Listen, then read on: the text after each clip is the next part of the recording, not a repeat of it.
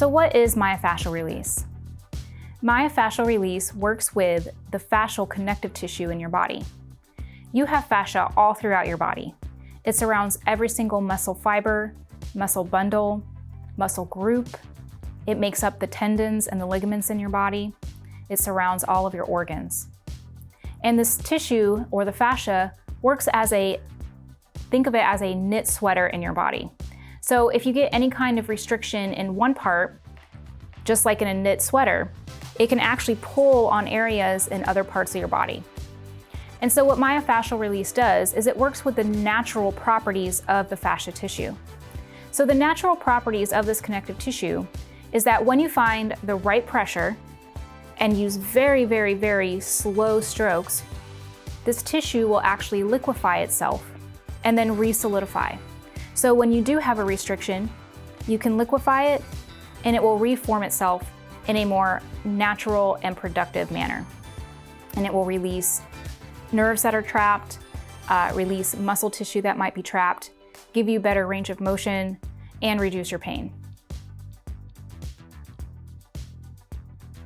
You've probably heard about different types of myofascial release treatments, and you can think about it as on a scale. And on one end of the scale, you have high force myofascial release, all the way to the bottom of the scale, which is using no force at all and allowing the tissue to unwind itself, and that is called unwinding. This course teaches you myofascial release that is on the more gentle end of the spectrum. It does use force, but it uses force in a way that uses the body's natural abilities to liquefy and heal itself versus the very forceful, tearing type of myofascial release. So let's talk about the highest end of the spectrum, myofascial release that is done in a forceful method. Let's talk about why you as a patient or you as a therapist should no longer receive or perform what we call deep tissue, firm pressure, tearing myofascial release.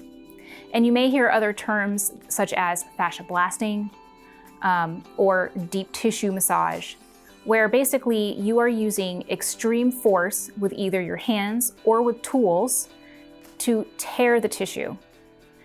With forceful myofascial release, what you're doing is tearing the tissue. So if you have a restriction or your patient has a restriction and they're coming in to get pain relief because of a restriction, a lot of those restrictions are because they have micro scars within their fascia tissue. What tearing does, think about it in the way of how your skin heals when you have a cut. What does it do? It forms scar tissue. So if you are tearing tissue to release it, what's going to end up happening in the future? It's actually going to build more scar tissue and lead to more restrictions later on. It might feel good afterwards for a little while because you have released the tissue. You've released the restriction. But what will happen is more scar tissue is going to build and you will end up just having the same amount of pain or potentially even more and losing range of motion again as more and more scar tissue builds up every time you tear that tissue. The reason that we want to use lighter force myofascial release is you are using the body's natural healing properties to heal itself. We aren't forcing the body to heal itself, we're asking it to heal itself.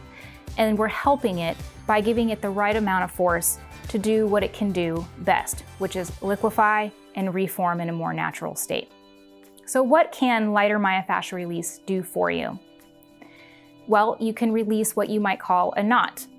And you can think of a knot as fascia tissue jumbled up, or like that knit sweater where you have a little pull in your fascia and it's pulling on other areas of your body. It can release any nerves that are trapped. A lot of times when we feel pain in our muscles, it's because we have fascia tissue that is binding a nerve at a particular spot and it is causing pain. It can also bring healing cells and fluid back to an area that's been restricted for so long that the tissue is dried out and doesn't really have the capabilities to bounce back on its own anymore. The most important thing I like to think of when I think of light myofascial release is that we are reducing pain without causing pain. You do not need to experience pain during a massage to find pain relief. And in fact, I would argue that The way your body works is when you are causing pain, you are causing your body to guard and protect itself, and you're working against the body when you're causing pain during a treatment. So please move on to the next video where we're going to talk about how do you do myofascial release.